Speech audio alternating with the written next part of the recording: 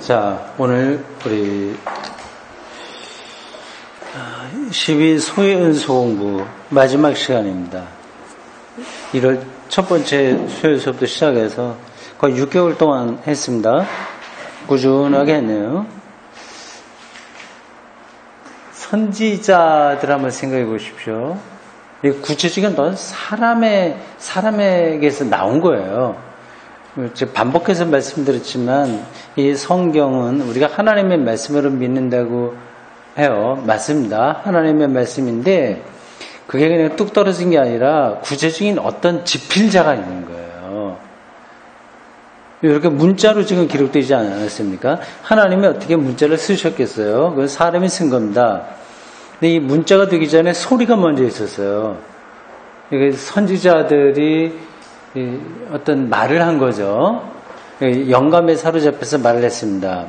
근데 그거를 제자들이나 아니면 주변에 있던 사람들이 기억하고 있다가 서로 입으로 전해주고 쭉 구전됐어요.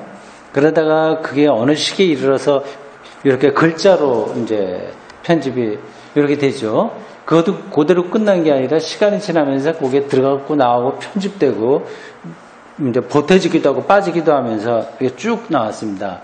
그러니까 해석이 가미된 거예요. 해석. 그러니까 우리가 호세아를 공부하는데 여기 나와 있는 14장까지가 다 호세아의 이야기는 아닌 거예요. 이거 상식적으로 생각해도 그거는 당연한 거 아니겠습니까? 이 호세아가 벌써 몇 년 전입니까? 이 사람이 남유다 북이스라엘 어느 나라 사람이죠? 북이스라엘이에요. 그 12 소요연소 중에서 선지 중에서 유일하게 북이스라엘 출신입니다. 왜 이렇게 남유다 선지자들이 많을까요? 이 남유다가 정통성이 있기 때문에 아무래도 그렇게 될 수밖에 없습니다. 그러니까 역사라고 하는 거는 나중에 기술되는 거거든요. 그러니까 남과 북이 분열되어 있을 때 만약에 남쪽이 먼저 망해버렸다면 다르게 기록됐을 겁니다. 우리나라는 남북한도 마찬가지예요. 이게 언젠가 이제 통일되고 어떤 방식으로 될지 모르겠습니다만 되면 우리 남쪽 중심으로 된다면 북한의 그런 건 상당히 이렇게 축소되거나 무시될 거고 만약에 북한 중심으로 통일이 된다면 남한의 그런 것도 무시되고 뭐 그렇게 되겠죠. 남북 이스라엘, 남유다, 북이스라엘 거기선 그 정통성이 남쪽으로 내려왔습니다. 그렇게 된 게 두 가지 이유, 남쪽에 정통성이 있었다고 하는 게 몇 가지 이유가 되는데 제가 두 가지를 말씀드렸던 것 같아요. 그냥 제가 말한 거 안 해도 됩니다. 생각나는 거 한번 말씀해 보세요. 왜 남쪽에 더 정통성이 있다고 이렇게 생각할 수 있을까요? 실제로 그렇게 기록되어 있으니까요, 성경이. 예수님이 남쪽 왕족으로 왕이 우선으로 하시기 때문에. 네. 그거는 이제 신약 입장에서 그런 거고, 이제 구약이 기록될 때, 이스라엘 역사를 본다면, 지금 말씀하신 다윗 왕조가 이제 거기 밑에 남쪽으로 됐기 때문에 그렇습니다. 다윗 왕조요. 신약까지 가게 되면 예수님의 그런 것까지 가게 되겠지만 다윗의 후손 그렇게 가겠지만 지금 우리가 구약을 하기 때문에 그 사람들의 역사가 예루살렘 성전이 거기 있기도 하고요. 등등 여러 가지 이유가 있습니다. 그리고 남쪽에는 그 왕조가 계속됐어요. 다윗 왕조. 그러나 북이스라엘은 왕조가 계속 바뀌었습니다. 대여섯 번 바뀌었을 거예요. 여로보암으로 좀 내려오다가 예후가 반란을 일으키고 여러 왕조가 쭉 바뀌었습니다. 근데 실제로 본다면 북이스라엘이 더 강력한 나라였어요. 12지파 중에서 거기는 10지파가 있었고요. 그리고 땅도 훨씬 더 넓고 했습니다. 남북 분열이 됐을 때는 이 남쪽은 굉장히 초라한 국가였습니다. 이 솔로몬의 아들 르호보암이 이제 고집을 피우다가 이제 중간 이상이 다 떨어져 나간 건데, 이제 역사가 쭉 흘러서 결국은 북이스라엘이 먼저 망했죠. 하여튼 12소예언서를 우리가 지금 보았는데 여기에서 호세아만 북이스라엘 출신입니다. 대다수는 남쪽이에요. 근데 그 사람들이 하나님의 말씀을 기록하는데 공중에서 뚝 떨어진 이야기를 뜬금없이 하는 게 아니라 선지자들은 구체적인 역사 속에서 이야기하는 겁니다. 역사 속에서요. 그러니까 하나님이 역사를 통해서 어떻게 말씀하시는가 하는 것에 대해서 이 선지자들은 다른 사람들에 비해서 아주 예민한 통찰력을 가지고 있었어요. 이 선지자들을 역사가라고 생각하면 됩니다. 역사학자라고 생각하면 됩니다. 보통 이제 일본 지금도 마찬가지 아니겠습니까? 그 역사를 잘 연구하는 그 역사학자하고 그런 거 없이 그냥 평범하게 사는 사람들하고 현재 역사를 바라보는 시각의 차이가 있겠어요, 없겠어요? 그러면 당연하게 있는 겁니다. 그 역사 이제 지금 외교부 장관 때문에 강경화 이분 된다 안 된다 한 달 가까이 이렇게 하다가 결국은 외교부 장관이 됐습니다. 여성 최초로 됐는데 이게 전문가가 이제 그런 일을 맡아야 되는 거죠. 그러니까 우리들은 일반 사람들은 북한, 남한, 일본, 또 중국, 러시아, 또 미국 이런 국제 정세를 소소하게 알지를 못합니다. 네, 전문가가 역사가들이 그걸 잘 알고 이제 풀어가야 되는 것처럼 이제 선지자들도 지금으로 말하자면 외교부 장관 똑같은 건 아니지만 제가 비유적으로 설명하는 겁니다. 어느 대학교의 역사학자 어디를 전공한 역사학자 그런 거 비슷한 거예요. 이렇게 알시리아가 막 위협하고 침공하고 왔을 때 이걸 어떻게 하느냐 일반 사람들은 다 제각각일 겁니다. 어떤 기도하자 하자 얘기하는데 이제 거기에 대한 입장들이 선지자들이 조금씩 다르고 하여튼 그렇게 그 안에서 설교를 한 거죠. 그게 이제 살아남아서 성경이 된 겁니다. 그 말은 우리가 이 선지자들의 이 말을 우리가 지금 하나님의 말씀으로 잘 이해하려면 선지자들이 그 당시에 어떤 상황에서 어떤 뜻으로 이런 말을 했는지를 꼭 알아야 돼요? 몰라도 돼요? 꼭 알아야 됩니다. 그렇지 않으면 이제 이게 이연령 비연령식으로 오해될 가능성이 많이 있습니다. 여기서 한 가지 우리가 또 주목해야 될 것은 선지자들이 비록 그 당시에 특별한 역사적 상황, 특별한 거예요. 아시리아가 온다, 바벨론이 온다. 그리고 그 당시 주변에 그 시리아와 에브라임의 전쟁. 그 에브라임 여기도 이제 오늘 보는 데서 호세아에도 에브라임이라고 하는 나라 이름이 많이 나오거든요. 에브라임, 이스라엘 얘기 나옵니다. 요거 할 때는 이 에브라임은 북이스라엘을 가리킨다고 생각하시면 돼요. 이 국력이 조금씩 약해졌을 때 이제 북이스라엘이 굉장히 강력한 나라였다가 주변에 아시리아가 막 침공하니까 또 협정을 맺고 이렇게 이제 조공도 바치고 그리고 더 상황이 어려웠을 때는 어느 부분에 땅을 떼어서 주는 겁니다. 그 나라에. 그래서 마지막에는 굉장히 약해졌어요. 그래서 에브라임 지파가 있었던 사마리아 근처 요 정도만 자기네 나라 자기들이 통치할 수 있었고 나머지 부분들은 되게 아시리아가 다 지배하는 그러한 상황이었습니다. 우리나라도 옛날에 중국하고 관계해서 상당히 많은 지역을 그쪽에서 띄워준 적이 있지 않습니까? 왔다 갔다 경계선이 왔다 갔다 하는 거거든요. 에브라임이라고도 부르기도 하고 북이스라엘. 지금 아까 조금 아까 얘기하다가 내가 말을 잘못한 것 같습니다. 에브라임하고 유다를 이제 얘기하죠. 에브라임은 북이스라엘을 가리키는 거예요. 이스라엘은 좀 더 큰 지역을 가리키고 에브라임은 축소된 그 지역을 가리킵니다. 그래서 우리 여기 호세아에도 보면 에브라임과 유다 이렇게 비교돼서 나와요. 근데 큰 그림으로 그게 바로 이스라엘과 남유다를 가리킨다 생각하시면 되겠습니다. 그러니까 그 에브라임과 시리아가 아시리아 이게 어떻게 싸웠나 하는 거가 특수한 상황이에요. 그것은요. 특수한 상황에서 선지자들이 하나님의 말씀을 전했지만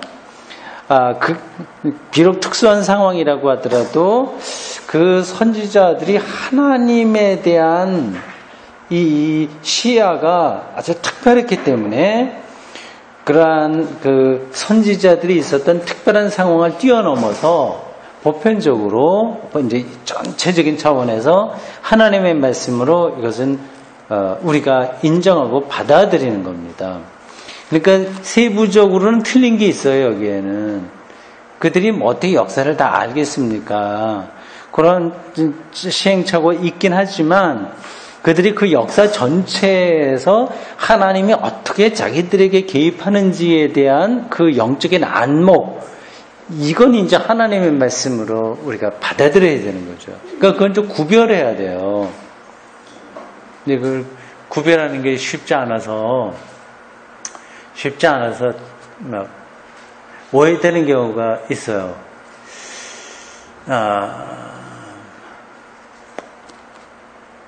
그래서 성경을 무조건 많이 읽는 게 좋지는 않습니다. 이게 다른 때도 제가 예를 들었습니다만은 테니스 치는 사람들이 이게 기초가 안 된 상태에서 자꾸만 테니스 많이 치면 어떻게 되는지 알죠? 엘보가 옵니다.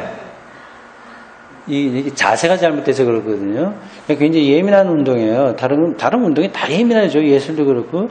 볼하고 테니스 라켓하고 임팩트 되는 그 순간을 정확하게 잡아야 됩니다. 이게 보통 문제가 아니에요. 그러니까 요거를 계속해서 약간 이제 핀트가 안 맞으면 축적이 돼갖고 여기에 이제 막 힘이 오는 거거든요.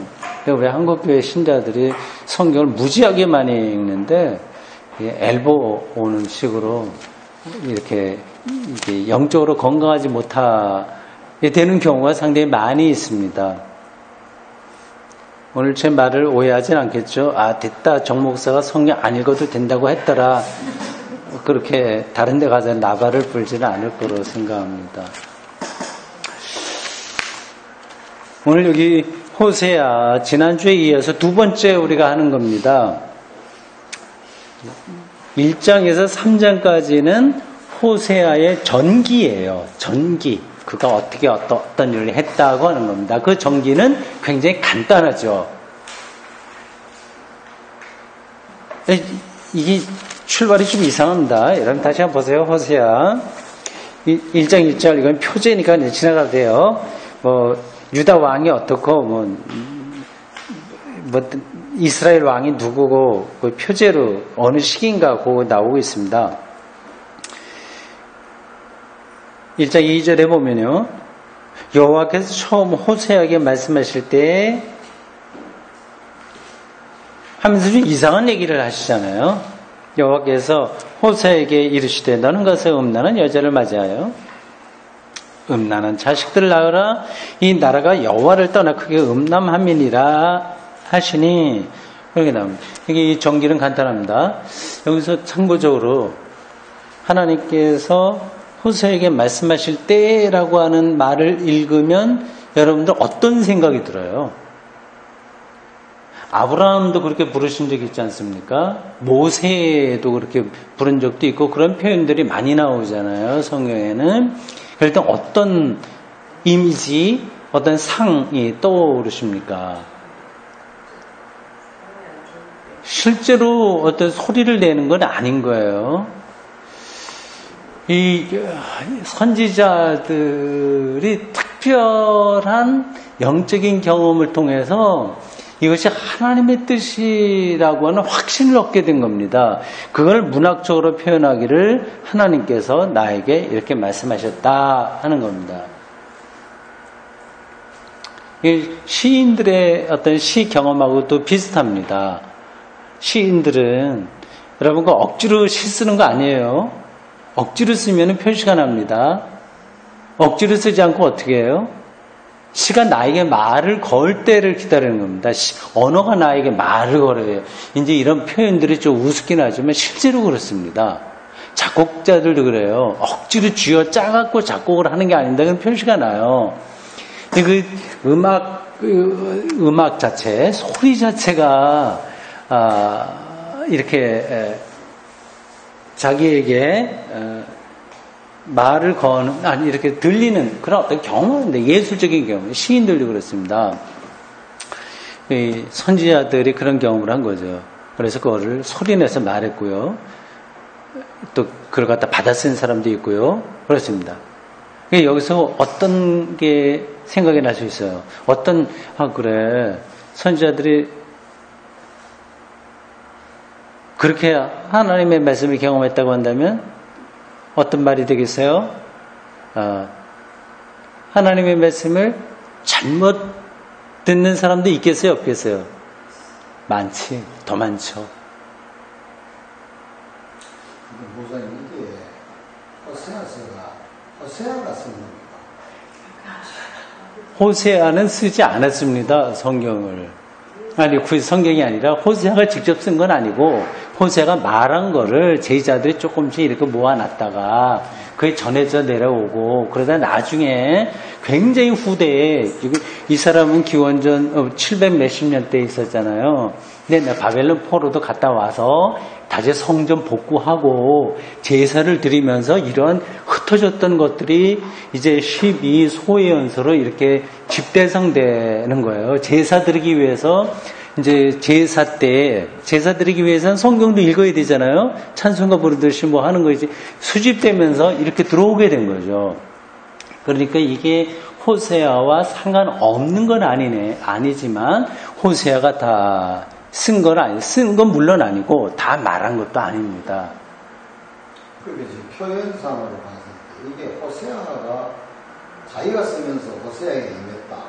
호세아에게 말씀하신 때 이렇게 말하는 표현 자체가 예, 그렇죠. 예. 그렇죠. 예, 그렇습니다. 국어 선생님이시니까 그거를 정확하게 짚으신 것 같아요. 맞습니다. 그러니까 후대 사람들이 호세아가 하나님의 말씀을 이렇게 전했다. 그걸 이제 문학적으로 이렇게 표현한 거죠. 이게 제가 말씀드리려고 하는 것은 이 성경을 조금 더 어떤 아우라, 쓸데없는 아우라, 막 거추장스러운 거, 그런 거품 이런 걸 조금 걷어내고 얘는 실질적으로 읽어야 된다는 거죠. 실질적으로. 그러려면 그 당시의 역사, 그리고 인간의 삶, 그런 것들에 대한 안목이 필요합니다. 호세아에게 말씀하시네. 이렇게 쭉 나가는데 그 내용이 조금 그렇습니다. 하나님께서 생각해 보세요. 이 음란한 여자는 구체적으로는 신전에서 몸을 파는 신전 창기예요. 그게 좀 이상하죠. 신전에서 어떻게 창기 일을 하냐. 그 당시 뭐 근동에는 신전도 여러 가지 종류니까요. 뭐 헬라 신전에도 뭐 그런 거 많이 있었고요. 고린도 전서 후서, 고린도서에 보면 고린도라고 하는 지역에 헬라 신전이 있었는데 거기에 낮에는 신전 그러한 일을 하는 여사제들이 밤에는 홍등가 몸을 파는 여자로 활동을 했다고 합니다. 그런 사람들이 수천 명씩 이렇게 있었어요. 그 당시 하나의 문화죠. 우리로서는 지금 이해가 안 되는데 그 당시는 그런 것들이 그렇게 이상하지 않게 받아들여졌습니다. 이게 뭐 2000년 그 이상 전이니까 오늘 그걸 갖다가 오늘의 시각으로 판단을 하려고 그러면 조금 이게 좀 엇갈립니다. 근데 여기 호세아에게 하나님께서 이렇게 말씀하셨다고 하는 건 좀 이상하잖아요. 창기 얘기하면 가라 이렇게 말은 할 수 있지만 그 여자를 아내 삼아라 뭐 이렇게까지 하는 거는 상당히 좀 그렇습니다. 근데 아주 특별한 우여곡절이 있었을 것 같아요. 그 사정은 우리가 다 모릅니다. 그냥 소설가적인 어떤 상상력을 빌려서 이렇게 생각할 수 있다는 것을 지난 주일에 제가 잠깐 이야기를 했죠. 그건 이제 여러분들 잊어버려도 됩니다. 근데 이 이야기는 창기의 음란한 자식, 여자를 맞아서 음란한 자식을 낳으라라고 하는 것은 풍자 아니면 상징에 가깝다고 볼 수 있습니다. 사실적인 이야기라기보다도요. 이거는 근데 음란하다고 하는 것이 반복돼서 나오는데 이것은 곧 그 당시에 우상 숭배를 가리키는 거예요. 우상 숭배하는 게 음란한 거하고 거의 현상이 비슷하다고 하는 겁니다. 이게 자기 남편이 있는데 뭐 다른 남자에게 간다거나 뭐 등등등등 그런 거 있지 않습니까? 거기 이제 하나님만 섬기지 않고 바알이라든지 다른 걸 섬기는 거하고 비슷하기 때문에 이 우상 숭배하는 북이스라엘 민족들을 향해서 호세아가 아주 가슴이 찢어지는 그런 심정으로 이러한 극단적인 일종의 퍼포먼스예요. 요즘식으로 얘기하면 하나의 실행 어떤 그 실천 행위극을 통해서 우리는 음란한 사람과 똑같다. 우상을 섬겼다. 그럼에도 불구하고 하나님이 우리를 끔찍이 사랑하신다. 하나님의 끊을 수 없는 사랑. 이걸 극적으로 보여주는 호세아의 설교라고 할 수 있죠.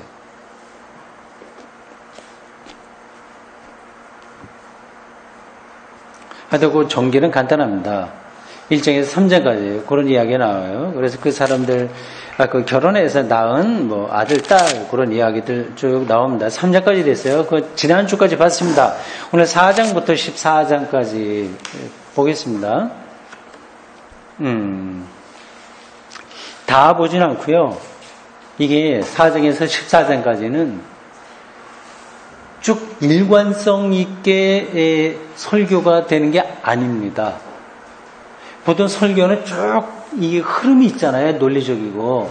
근데 이거는 4장부터 14장까지는 왔다 갔다 해요. 그러니까 나중에 수집해놓은 수집물이에요.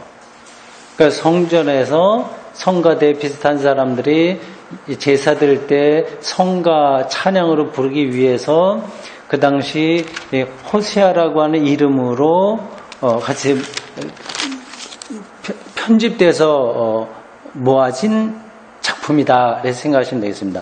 그리고 더 크게는 이게 12소연서가 한 권이었어요. 원래 한 권입니다. 나중에 수집된 게. 그러니까 12명도 이제 특별한 의미가 있죠. 12지파가 되기도 하고요. 그리고 이게 한 편 한 편의 길이가 두루마리로 만들기에는 적당한 거라고 합니다. 뭐 이것도 뭐 들쑥날쑥 길이도 좀 차이가 있긴 있습니다만은 그래서 성전에 이렇게 창고에다가 이제 성전 두루마리 두는 데다가 두루마리 하나씩 넣어두기에 맞춤한 그러한 길이라고 합니다. 그래서 이 12권이 한 묶음이었어요, 원래. 그러니까 하나의 작품이었죠. 이 길이 전체로 본다면 대예언서 3가지하고 길이가 비슷합니다. 대예언서 3권하고 소예언서 12권이 각각 3권, 한 권이 12소예언서하고 길이가 비슷합니다. 대예언서 3권 아시죠? 첫 번째 이사야부터 순서대로 하면 이사야, 예레미야, 에스겔, 에스겔 맞습니다. 그 3가지가 아주 길어요. 그 정도 길이가 12소에서 해당합니다.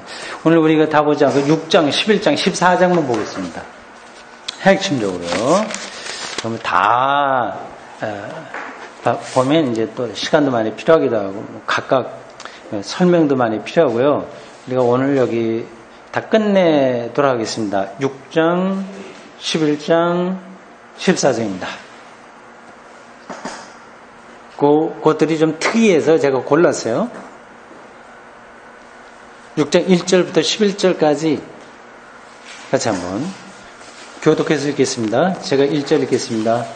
오라 우리가 여호와께로 돌아가자. 여호와께서 우리를 찢으셨으나 도로 낫게 하실 것이요 우리를 치셨으나 싸매어 주실 것입니다. 여호와께서 우리를 살리시며 셋째 날 우리를 일으키시니 우리 앞에서 살리라. 그러므로 우리가 여호와를 알자 힘써 여호와를 알자. 그의 나타나심은 새벽빛같이 어김없나니 비와 같이 땅을 적시는 늦은 비와 같이 우리에게 임하시리라 하니라. 유다야 내가 네게 어떻게 하냐. 유다야 내가 네게 어떻게 하냐. 너희의 인애가 심부름이나 쉬어서지는 있을 것이다. 그러므로 내가 선지자들로 그들을 치고 내 입의 말로 그들을 죽였노니 내 심판은 빛처럼 나오느니라. 나는 인애를 원하고 제사를 원하지 아니하며 언제보다 하나님을 아는 것을 원하노라. 그들은 아담처럼 언약을 어기고 거기에서 나를 반역하였느니라. 길러앗은 악을 행하는 자의 고울이라 피 발자국으로 가득 찼소이다. 강도 때가 사람을 기다림같이 제사장의 무리가 세겜길에서 살인하니 그들이 사악을 행하였느니라. 내가 이스라엘 중에서 간선한 일을 보았나니 거기서 여호와는 동행하였고 이스라엘은 누룩들었느니라. 다 함께 또한 유다여 내가 내 백성의 사로잡힘을 돌이킬 때에 내게도 추수할 일을 정하였느니라. 아멘. 익숙한 이야기죠. 많이 읽었던 그 구절들이 좀 나오죠. 1절에서 3절까지 굉장히 하나님 앞에서 아주 통회하는 그런 자세가 나타나 있습니다. 아마 그 당시에 호세아의 설교를 듣고 사람들의 이러한 마음을 좀 들었던 것 같아요. 요 진정성이 있었을지 아닐지는 잘 모르겠습니다. 일단 말로는 이렇게 했었던 것 같아요. 굉장히 은혜롭죠? 여호와께서 우리를 찢으셨지만 도로 낫게 하시고 우리를 치셨지만 싸매어 주실 것입니다. 굉장히 은혜로운 말씀이고 이 구절로 설교도 많이 들었을 겁니다. 2절에 보면 조금 특별한 그 숫자가 나옵니다. 이틀 후에 우리를 살리시며 셋째 날에 우리를 일으키시리니 이렇게 돼 있어요. 이 구절을 옛날 초기 기독교 아주 옛날 거기 때는 뭐하고 비교했을까요? 셋째 날 요거를 예수님의 부활과 연관시켜서 생각을 했습니다. 그건 조금 약간 과도하게 해석을 한 거죠. 요거는 뭐 그렇게 해서 틀렸다고 말하긴 그렇지만 너무 이제 갖다 붙이는 그런 경향이 강한 겁니다. 어쨌든 요거는 이렇게 보는 게 좋아요. 여러분들이 이제 그 성경 신앙, 특별히 구약을 볼 때 신학은 또 조금 다른 배경이 있어요. 배경이 있어요. 근데 거기에 영향을 받기도 하고 극복하려고도 하고 계속 그랬습니다. 그걸 좀 전문적인 용어로 하면 어떤 대상하고 변증법적 긴장을 통해서 성서 신앙이 발전한 겁니다. 이제 구약의 그 하나님 신앙의 그 배경이라기보다도 그렇게 대립하고 뛰어나올 수 없는, 완전히 분리할 수 없는 그곳의 종교가 뭐죠? 가나안 땅의 종교가 뭐죠? 바알입니다. 바알. 그런 영향을 굉장히 많이 받았어요. 계속 긴장 관계에 있었습니다. 이건 거의 이스라엘 민족 계속 거의 마지막까지 계속되고요. 호세아 여기에 많이 반복되고 있습니다. 그 영향을 많이 받는 거예요. 이 바알은 핵심은 두 가지 이데올로기예요. 그 이데올로기 이념이라고 하는 뜻이죠. 모든 종교가 그러한 어떤 삶의 경험에서 그게 신을 이제 생각하게 되어 있습니다. 거칠게 얘기해서 구약의 유대인들은 하나님은 유목민의 하나님으로 좀 생각했어요. 이렇게 떠돌아다니면서 하지만 함께 하시는 하나님. 광야 생활, 여기서 이제 하나님 신앙 확보됐는데, 이 가나안에서는 정주신이에요, 정주. 거기에 딱 머물러 있는 거예요. 예, 머물러 있으니까 여러 가지로 좋죠. 일단 거기서 농사를 질 수 있기도 하고요. 그러니까 농사를 지려면 가장 중요한 게 뭐예요? 토지는 이제 뭐 기본적으로 있는 거니까 비가 잘 와야 됩니다. 비. 그러니까 바알 신은 이제 비를 이렇게 주관하는 신, 그러니까 풍년을 보장하는 신인 거죠. 풍년이 들어야 되고 아울러서 다산, 자식들을 많이 낳아야 되고 이걸 보장하는 신이 이제 이게 바알이거든요. 그러한 유혹을 이스라엘 사람들이 계속 받았습니다. 근데 그것 자체가 나쁜 건 아니에요. 그러한 신앙이 구약 안에도 있는 거고요. 뭐가 문제겠어요? 선지자들이 왜 그 가나안 바알을 섬기지 못하게 했겠습니까? 그 뭐 형상을 이상한 거 만들고 금송아지 만들고 뭐 그런 형상 때문에 문제는 아니에요. 물론 십계명에는 나를 위해서 형상을 만들지 말라고 했는데 그것도 굉장히 큰 의미가 있습니다. 근데 간단한 겁니다. 그거는. 그러니까 이 자연, 땅, 비, 이게 얼마나 하나님의 큰 축복이겠어요, 은혜겠습니까? 그걸 유대인들도 왜 그걸 모르겠어요. 그 우상 숭배, 이제 유대인들이 볼 때는 우상 숭배인데 바알 숭배하는 사람들은 자기들은 신을 똑바로 섬긴다 이렇게 생각한 거죠. 다 이제 그런 것들은 비슷합니다. 풍년 들어야 되고 자식들 많이 낳아야 되고 건강하게 살아야 되고 장수해야 되고 그런 건 성경에 많이 나타나 있잖아요. 그것 자체가 이쪽에서 부정되는 건 아닙니다. 근데 결정적으로 하는 차이가 있는 거예요. 그러니까 우리 오늘날의 기독교 신앙에서도 마찬가지입니다. 원래 세상에 나와서 다 실패하고 뭐 그렇게 해야 되는 건 아니에요. 우리가 행복하게 살고 여러 가지 점에서 뭐 남에게 빌리러 가지 않고 여유 있게 사는 거 필요하죠. 비슷한 문제예요. 우리가 이 땅에 사는 한에서는 그렇게 다 필요한 것들인데 결정적인 차이는 바알 숭배했던 사람들 그리고 근동 지역에 있었던 사람들의 그 종교의 핵심은 다산, 풍년 이런 것 자체가 목적이었어요. 여기서 삶을 확인하려고 했어요. 근데 선지자들은 그거가 목적이 아니라 그건 이제 하나님이 주신 거니까 하나님에게 관심을 가지라고 했던 거예요. 이게 별거 아닌 것 같지만 결정적인 겁니다. 이집트 신앙 같은데 봐도요. 이집트 유대인들 거기 좀 살다가 나왔잖아요. 태양신을 옛날부터 많이 섬겼습니다. 그러니까 이집트에서는 태양이 신이에요. 근데 구약 성경에서는 태양이 엄청난 에너지가 있다고 하는 걸 알긴 알지만 그것도 피조물이라고 하는 그 시각을 가지고 있었거든요. 그러니까 가나안의 바알과 선지자들의 가르침이 상당한 부분에서는 소통됩니다.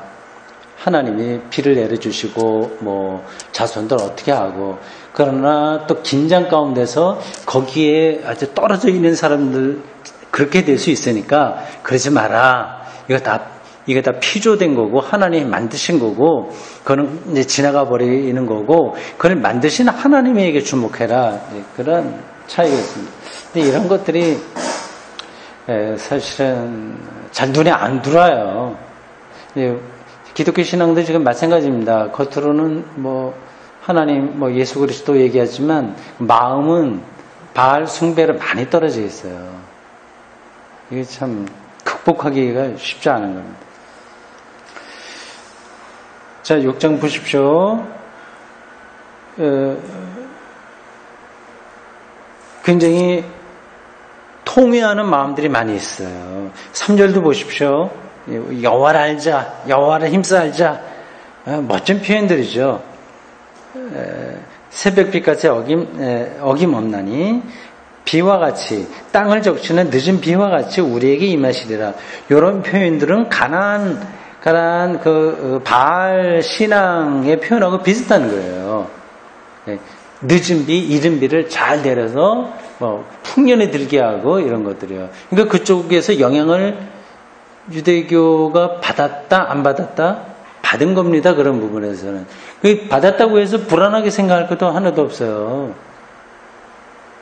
그런데 하나님을 더 정확하게 이해하면서 도움 받을 건 받는 거고 아닌 건 거절하고 그러면서 유대교가 이렇게 점점 더 하나님을 바르게 이해한 거죠. 유대교 선지자들은 가나안 그 종교하고 때에 따라서 소통하고 때에 따라서 대결하고 하면서 고유한 신앙을 이렇게 형성해 왔다면 기독교는 어떤 대상일까요? 그 당시에 그 배경이 그건 헬라 그리스 문화입니다. 그리스. 그리고 그건 당연한 거죠. 신약 성경이 어느 나라 말로 기록된지는 아시죠? 그리스어예요. 그리스어. 아람어가 아니라 만약에 제자들이 썼던 용어로 성경을 기록해야 됐다면 다 아람어로 썼어야죠. 근데 그리스어로 썼다고 하는 거는 그리스어를 사용하는 디아스포라 유대인이라든지 실제 그리스 사람들 그 당시는 근동이 다 그리스 문명권에 있었기 때문에 그 단어 그 그리스어로 신약 성경 문서가 다 기록됐습니다. 어떤 언어를 쓰느냐에 따라서 그 사상이나 그런 것들도 거기에 많이 포함되는 거 아니겠어요. 그래서 로고스라고 하는 단어가 요한복음에 떡하니 처음부터 들어와요. 태초에 로고스가 있었다. 그러니까 창세기 1장 1절과 요한복음 1장 1절은 거의 같은 맞아떨어지는 겁니다. 1장 1절 태초에 하나님의 세계 창조하시니라 그렇게 나오고 요한복음 1장 1절은 태초에 말씀이 계신다고 로고스인데 그게 그리스어고 그러니까 예수 그리스도의 복음을 그리스의 사유 방식으로 설명하려고 했었던 거죠. 그래서 주고받는 것도 많이 있었고요. 그래서 상당히 오랫동안 계속됐고요. 참고적으로 말씀드린다면 그거는 로마 문명권하고도 같은 겁니다. 그래서 그 당시에 4세기에 기독교의 중요한 교리가 다 결정됐는데 그 결정할 때의 회의를 가리켜서 공의회라고 그래요. 공의회.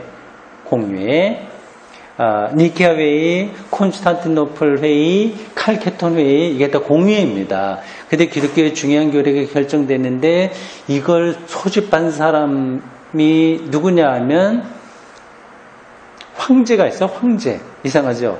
이 교황이 한 게 아니라 황제가 이렇게 했습니다. 그러니까 그 당시 세속 문화와 기독교 교리 형성이 상당히 깊이 맞물려서 돌아갔다 이런 걸 알 수 있죠. 자, 거기 보십시오. 1절에서 6장 1절에서 3절까지 굉장히 경건한 모습들이 나타나고 있어요. 근데 곧 이어서 4절에 보면 호세아가 비판하죠. 그러니까 6장 1절부터 3절 말 자체는 아름다운 건데 그 북이스라엘 사람들의 이러한 아름다운 말을 내뱉기는 하지만 그들의 경건성은 위선에 가까운 거죠. 아니면 너무 신앙적으로 어려서 뭣도 모르고 그냥 이렇게 내뱉는 거죠. 그래서 호세아가 그렇게 얘기하네요. 4절에 에브라임아, 이게 북이스라엘을 가리켜요. 앞에서 말씀드린 대로 아주 작은 지역으로 축소된 그걸 가리킬 때 에브라임이라고 불렀습니다. 내가 내게 어떻게 하랴? 유다야, 유다까지 다 포함해서 지금 얘기합니다. 내가 내게 어떻게 하랴? 그러니까 요걸 보더라도 이 호세아의 요 이야기가 그 당시 북이스라엘을 향해서만 하는 게 아니라 이 유다까지 한 걸 보면 후대에 이런 것들이 다 들어왔다 하는 것을 알 수 있어요. 유다야, 내가 네게 어떻게 하랴? 너희 이내가 아침 구름이나 쉬 없어진 이슬 같다.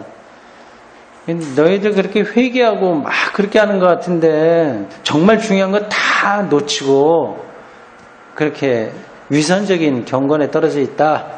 그 얘기죠. 6절 이렇습니다. 나는 인애를 원하고 제사를 원하지 아니하고 번제보다 하나님을 아는 것을 원한다. 이게 아주 유명한 구절입니다. 이게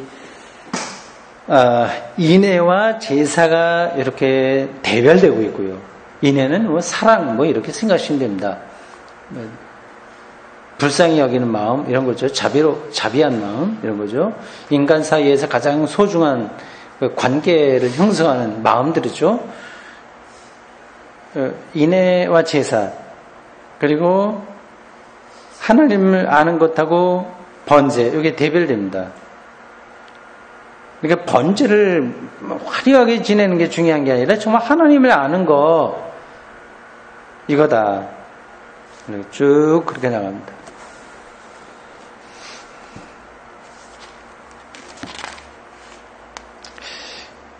그러니까 6장 1절에서 3절 요것만 띄어서 와 봐라 이렇게 북이스라엘이 회개하고 어떻게 했다 이렇게 말하는 거는 조금 정확한 건 아닙니다.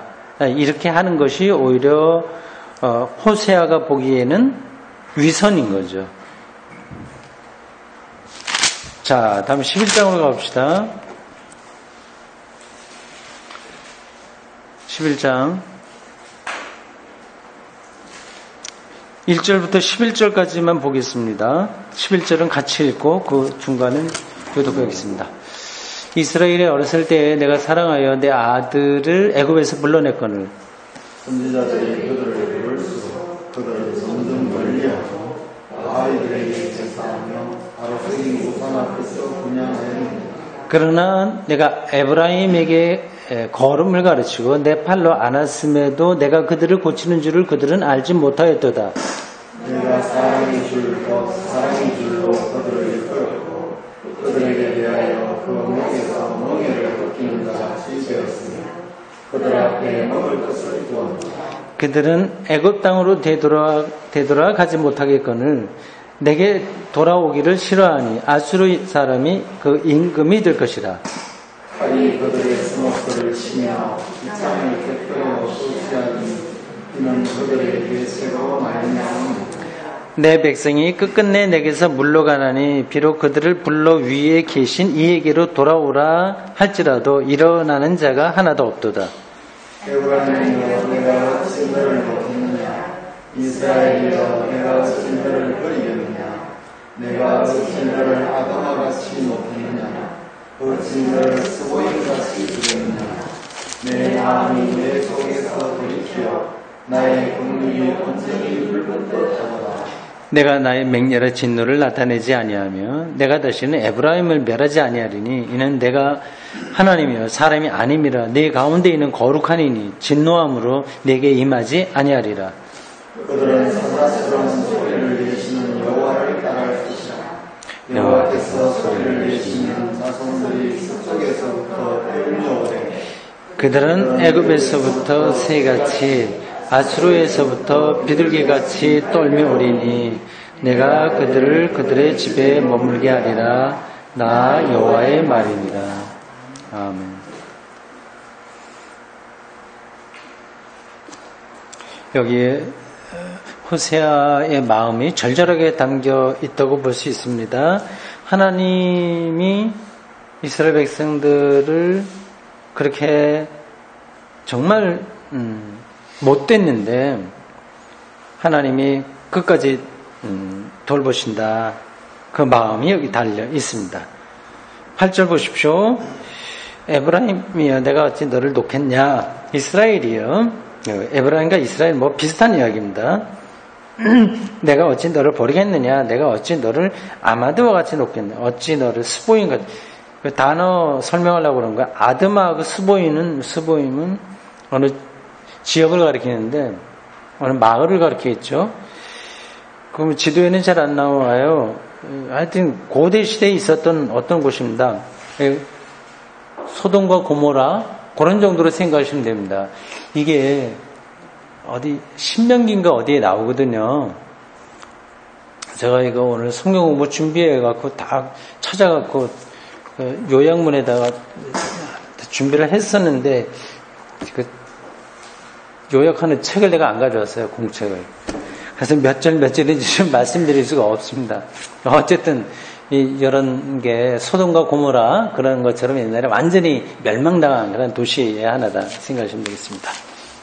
마지막 14장 보겠습니다. 9절까지 있네요. 이것도 교독해서 읽겠습니다. 호세아 마지막입니다. 이스라엘아 네 하나님 여호와께로 돌아오라. 네가 불의함으로 말미암아 엎드러졌느니라. 너는 말씀을 가지고 여호와께로 돌아와서 아이를 모든 불의를 제거하시고 선한 말을 받으소서. 우리가 수송아들 대신하여 깁수의 열매를 주께 드리리라. 우리가 아수르의 구원을 의지하지 아니하며 말을 타지 아니하며 다시는 우리의 손으로 만든 것을 향하여 너희는 우리의 신이라 하지 아니하오리니 이는 고아가 주로 말미암아 긍휼을 얻음이니이다 할지니라. 내가 그들의 장면을 보시고 기쁘게 그들을 사랑하리니 나의 진노가 그에게서 떠났습니다. 내가 이스라엘에게 이슬과 같으리니 그가 백합화같이 피겠고 레바논 백향목같이 뿌리가 바뀔 것이라. 그의 가지는 푸르며 그의 아름다움은 감람나무와 같고 그의 향기는 레바논 백향목 같으니 그 그늘 아래에 거주하는 자가 돌아올지라. 그들은 곡식같이 풍성할 것이며 포도나무같이 꽃이 필 것이며 그 향기는 레바논의 포도주같이 되리라. 에브라임의 말이 내가 다시 무상과 무슨 상관이 있으리요 할지라. 내가 그를 돌아와 대답하기를 나는 푸른 산나무 같으니 내가 나로 말미암아 열매를 거두리라 하리라. 누가 지혜가 있어 이런 일을 깨달으며 누가 총명이 있어 이런 일을 알겠느냐. 여호와의 도는 정직하니 의인은 그 길로 다니거니와 그러나 죄인은 그 길에 걸려 넘어지리라. 아멘. 요 14장은 제가 다른 주석서의 한 부분을 복사해 온 거, 읽는 것으로 대신하겠습니다. 여러분, 문건을 보십시오. 28번과 29번입니다.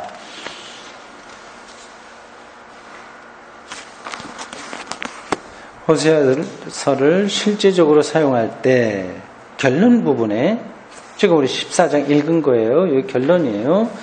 구원에 대한 약속이 나오기 때문에 이 신탁은 기대에 찬 시선으로 끝나는 것 같다. 그렇잖아요. 쭉 많이 비나 이렇게 하다가 마지막 14장에서 하나님의 구원 이런 것들이 나오니까 뭔가 기대에 찬 것으로 보여요. 그러나 이런 입장에서부터 이 신탁이 여호와의 것이 아니라는 사실이나 이 신탁의 시기를 추론해낼 수는 없다. 그러니까 이게 호세아는 일방적으로 비판하는 거잖아요. 너희들 나쁘다, 문제가 많이 있다.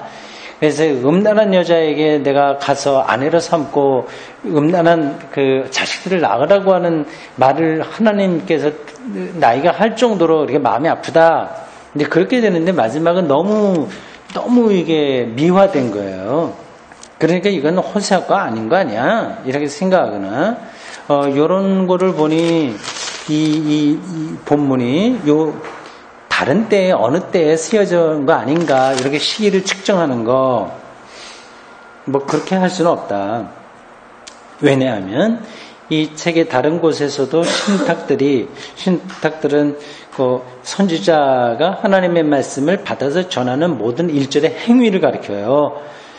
연대순에 따라서 배열되어 있는 것은 아니며 차례차례 된 게 아닙니다. 이게 또 한편으로는 14장 1절 이하의 개별적인 사항들과 마찬가지로 구원에 대한 희망 자체도 호세아의 다른 고지, 알리는 거예요. 및 그의 신관과 밀접한 연관을 맺고 있기 때문이다. 결국은 전체적으로는 연관이 된다 하는 거죠.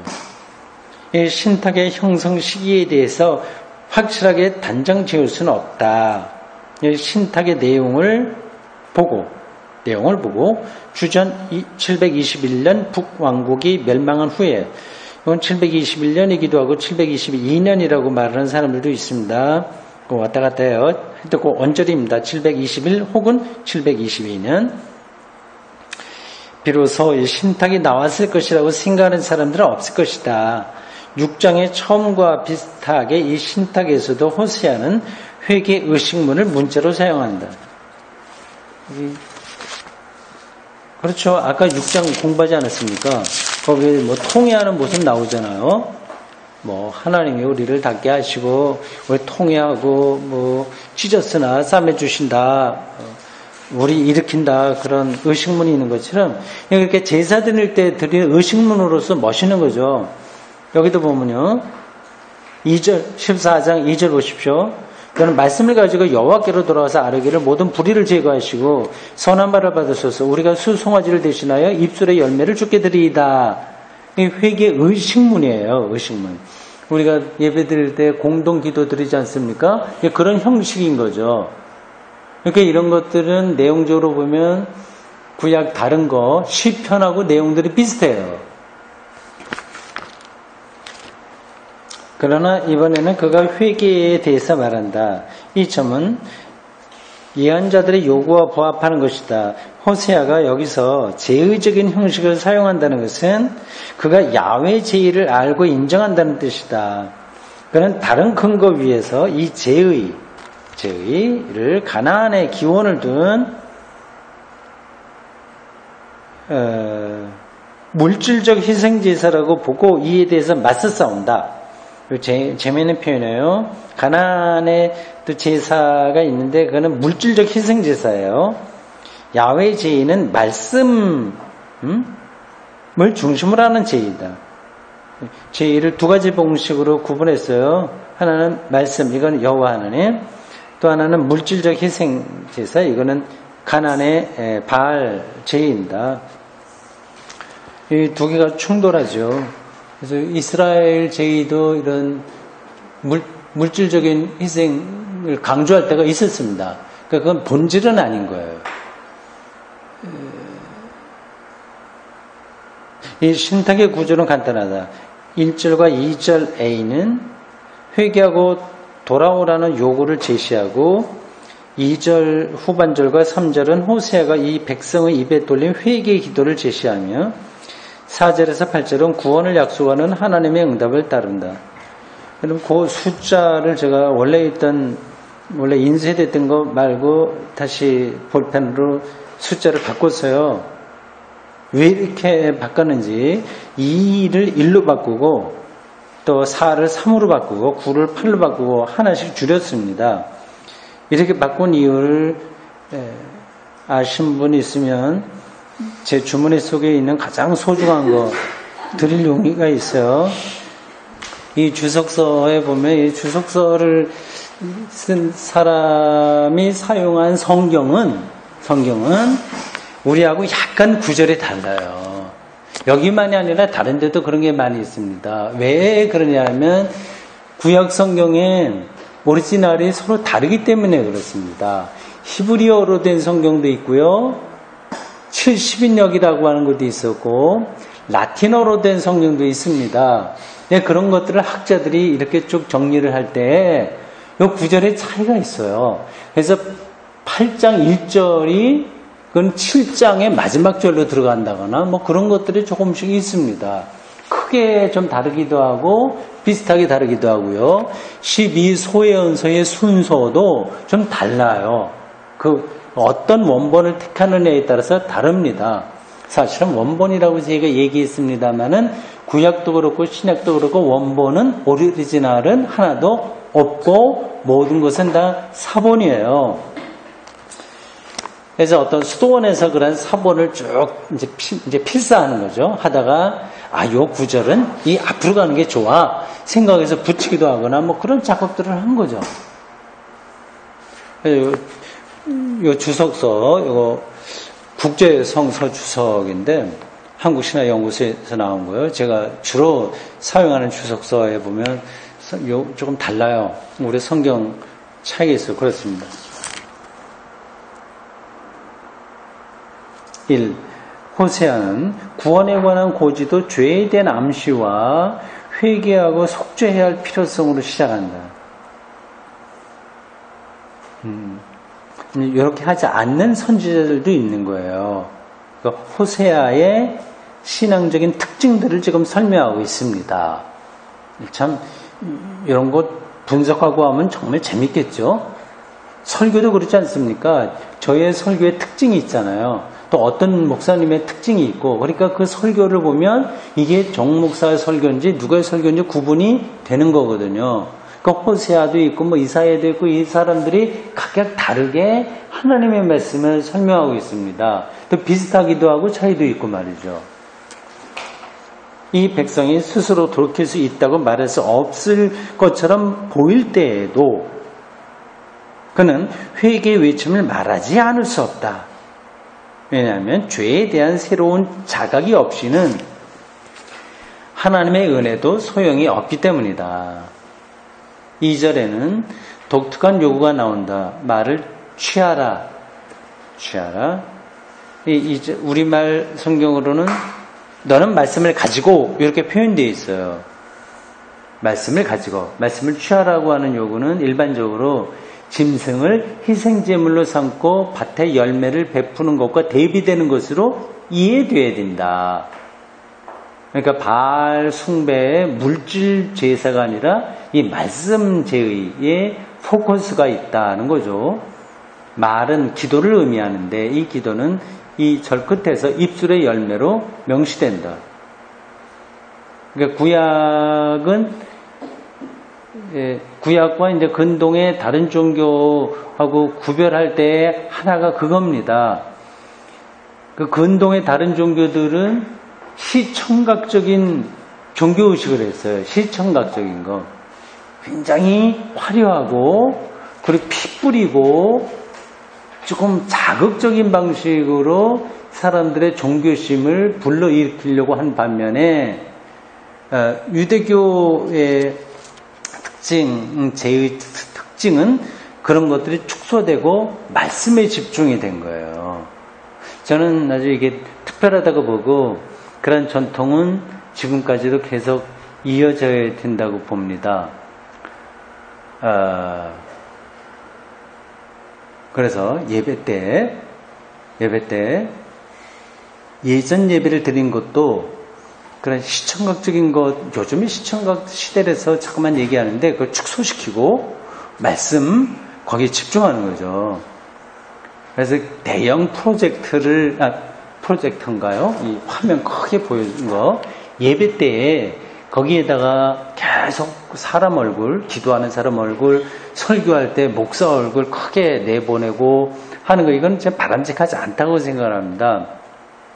뭐 좀 눈이 어두운 분들을 위해서 성경 말씀을 거기에다가 대형 프로젝터 화면에다가 보여준다거나 성경 찬송가 이런 것들을 좀 보기 좋게 해주는 것까지는 괜찮은데, 거기에 어떤 방금 말씀드린 대로 뭐 그 사람의 얼굴을 이렇게 크게 내고 자극적인, 그게 사실은 자극적인 게 되거든요. 그런 거는 좀 예배학적으로 바람직하지 않다 저는 생각합니다.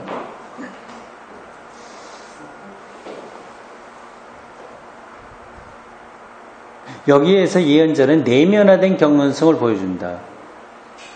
내면화된 경건성. 중요한 거예요. 이게 좀 화끈하지 않기 때문에 사람들은 조금, 은혜 받은 느낌을 못 받아요.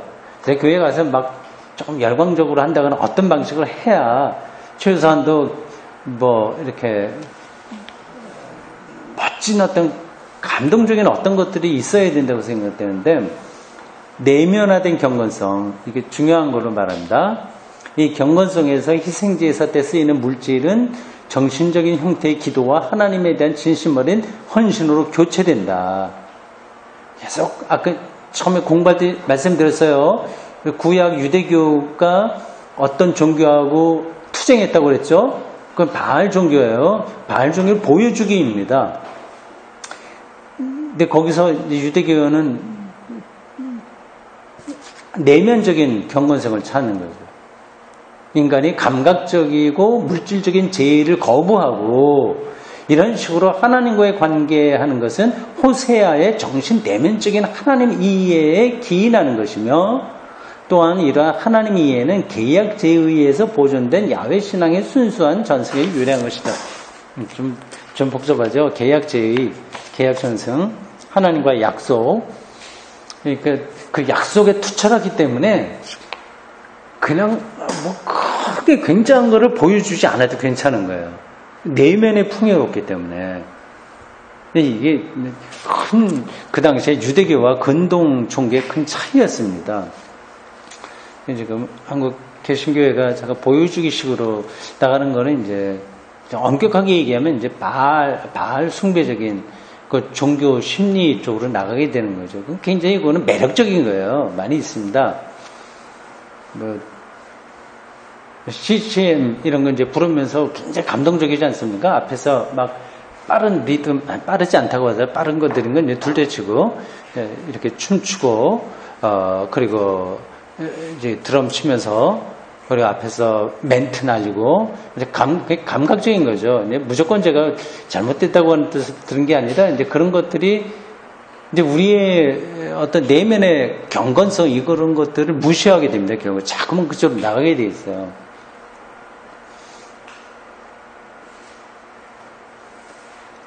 이런 식으로 하나님과의 관계하는 것은 호세아의 정신 내면적인 하나님 이해에 근거한 것이며 분명히 호세아의 신학에 근거한 거죠. 또 이러한 하나님 이해는 계약 제의에서 보존된 야훼 신앙의 순수한 전승에서 유래한 것이다. 참 멋진 표현이에요. 나중에 집에 더 읽어보십시오. 따라서 회개도 순전히 의례적인 속죄의 세계에서 속죄의 세계에서 끌어낸 것이며 의례적인 게 아닌 거죠. 거기서 벗어나서 인간의 내적인 문제에 속하는 거예요. 이게 형식적인 게 아니라고 하는 거죠. 그러므로 먼저 죄의 용서를 비는 것은 타당성 없는 일이 아니다. 하나님의 용서는 은총이 없이는 그의 선하심을 입증할 가망이 없다. 하나님의 용서는 은총이 없이는 하나님의 선하심을 입증할 가망이 없다. 그로 인해서 비로소 하나님과 백성 사이의 관계가 회복되므로 이제 이 백성은 감사와 찬양을 가지고 하나님께 다가갈 수 있다. 깊은 신학적인 차이를 지금 설명하고 있는 겁니다. 그러니까 유대교 구약 성경 신학과 더불어서 이게 그렇게 뭐 은혜 받으면 된다 이게 아니었다고 하는 걸 좀 눈치채실 거래요. 이건 어떤 선지자들과 신학자들의 신학적인 이해에 근거해서 나온 예배와 기도와 찬양과 그런 것들이 다 연관되어 있는 겁니다. 이러한 일반적인 강구에 뒤이어 개별적인 죄들에 대한 거부가 나온다. 호세아는 설교 중에 이런 죄들을 자주 비난하곤 했다.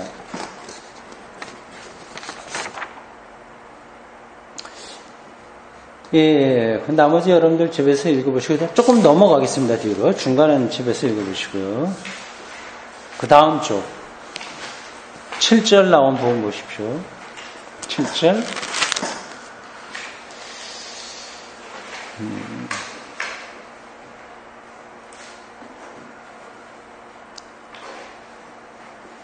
이 백성이 야훼에게 돌아오는 것도 그의 은총의 결과다.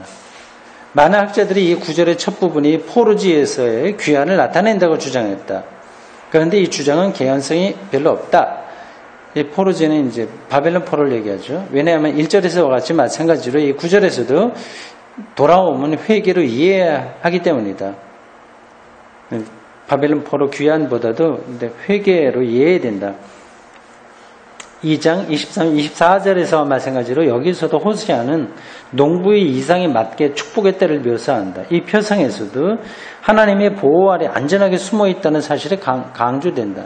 노동과 그 결실을 누리는 일은 수요자이신 하나님에게 감사를 드리고 그가 늘 지켜주신다는 믿음을 가질 때에만 보게 된다. 또한 하나님은 은혜 가운데에서 자기만을 하나님으로 인정하라고 요구한다. 이 신론적인 사상의 이런 확실한 근거는 주목할 만하다. 옛날에는 이 신론이 어려웠거든요. 야훼가 이 백성에게 모든 것을 부여해 준다면 풍요의 신들과 다산제의가 차지할 자리는 더 이상 존재하지 않는다. 바다에가 무슨 신이 있고 산에는 무슨 신이 있고 농사 지을 때는 어떤 신이 있고 이게 다 필요하지 않게 되는 거죠. 그러니까 유대교의 유일신 신앙은 그냥 저절로 생긴 게 아니라 주변에 이런 다신교적 종교들과의 투쟁 가운데서 나온 겁니다.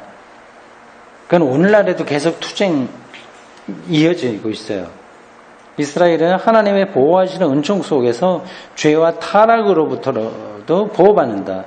이 백성의 회복은 그들의 외적인 생활 관계의 확보만이 아니라 하나님과의 내적인 생활 관계들도 포함한다. 이러한 생활 관계들은 기도와 경청에서 조화를 이룬다. 그리고 약속을 확증해주는 봉인처럼 계시 문구로 되어 있는 늘 푸른 전나무에 관한 표상도 모든 것을 포함한다. 네, 마지막 9절입니다. 여러분들 성경을 잠깐 보실까요? 9절. 한번 먼저 읽어보겠습니다. 제가 읽겠어요. 이랬습니다. 누가 지혜가 있어 이런 일을 깨달으면 누가 총명이 있어 이런 일을 알겠느냐. 여호와의 도는 정직하니 의인은 그 길로 다니거니와 그러나 죄인은 그 길에 걸려 넘어지리라. 여호와의 도라고 했고 그 길이라고 번역이 되는데 뭐 도와 길이 똑같은 거거든요. 도는 한자고 길은 우리말인데 이걸 왜 이렇게 다르게 했는지 모르겠어요. 여호와의 길 해도 되는데 네, 9절 보겠습니다. 예, 설명이 이렇습니다. 9절은 지혜 신탁의 형태로 된 일종의 결말이다. 지혜 신탁, 지혜에 대한 말씀이라고 하는 겁니다. 구약에서 지혜를 가장 많이 이야기하는 성경이 어떤 거죠? 잠언이죠. 예, 예. 시편에도 좀 부분적으로 있고 기본적으로는 잠언입니다. 그리고 전도서 이런 것도 그렇고요. 후대의 어느 편집자가 이 책에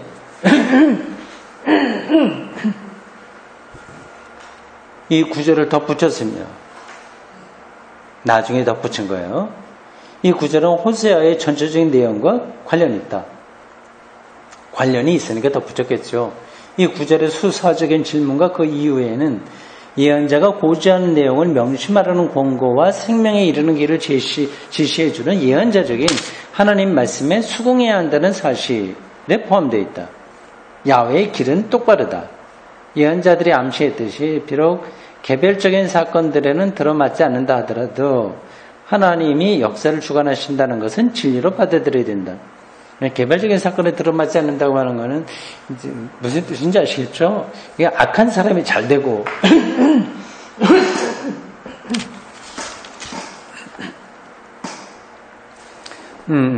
의로운 사람이 잘 안 되고 하는 뭐 그런 것들 얘기합니다. 부분적으로 이제 그런 일들은 벌어지잖아요. 그래서 전체적으로 보면 하나님께서 역사를 주관하신다고 하는 건 그러니까 진리로 받아들여야죠. 그들이 말하는 하나님의 실제는 하나님의 리얼리티라고 하는 거예요. 하나님의 정말 하나님 되신 것은 외적인 형태의 개별 사건들에 달리는 것이 아니라 그렇죠. 우리 인생이 잘 펴지냐 아니냐 뭐 그런 게 아니라 사건의 내적인 의미와 어려움이 있다고 하면 어려움이 있는 것으로서의 의미와 하나님과 그의 뜻을 이 세상에 드러내는 목적에 달려있다. 그리고 이 예언자들의 메시지가 이런 목적을 지니고 있다는 것은 여기에 제대로 이해되었다. 비록 이 관심이 민족적인 데에서 개인적인 영역으로 옮겨졌다고 하더라도 말이다. 굉장히 성경이 아주 복합적이죠. 그리고 대단히 세부적이죠.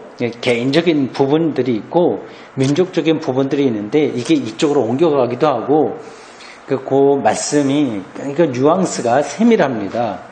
그래서 사람들은 이 예언서들을 항상 살아계신 하나님에 대한 증거로 읽었고 경건한 자에 있어서 하나님의 통치는 목적지에 이르는 통행로를 나타내며 동시에 하나님의 역사는 사건 속에 나타난 하나님의 뜻을 간과하거나 거부하고자 하는 사람들에게 내리는 심판이다.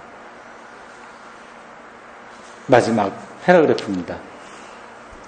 약속으로 가득해 있는 호세아의 결말은 이 3장의 기본적인 표상으로 되돌아간다.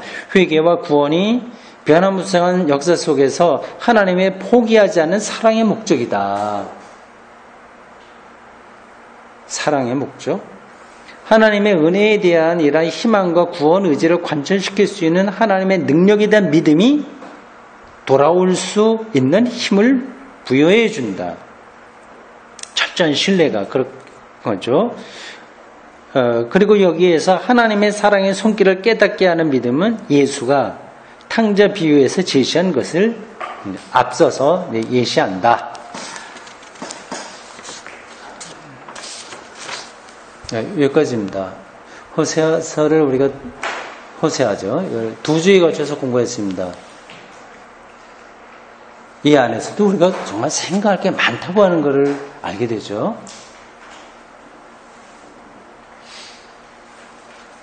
저도 같이 공부하면서 도움이 많았습니다. 6개월 동안 이렇게 강의를 들어주시느라고 수고하셨고 여러분들에게 고맙다는 그런 말씀을 드립니다. 기도하겠습니다. 주님, 오늘 이렇게 저희들 12 소예언서 공부를 일단 마쳤습니다. 앞으로 또 우리 개인적으로나 또 교회적으로 기회가 되면 이 말씀을 설교 시간이나 아니면 뭐 다른 기회에 또 공부할 때가 오지 않겠습니까? 이것이 호세아가 전체 선지서들을 기록한 사람들의 구체적인 역사 안에서 선포된 말씀이지만 오늘 우리들에게도 살아있는 말씀으로 저희들이 믿고 받아들입니다. 이 안에 살아 움직이는 하나님의 구원의 의지와 사랑을 저희들이 생생하게 깨달으며 살아갈 수 있도록 인도해 주십시오.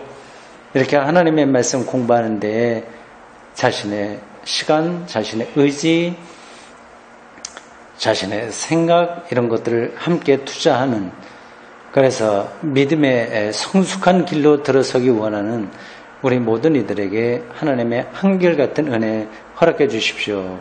예수님의 이름으로 기도합니다. 아멘. 고맙습니다. 마치겠습니다.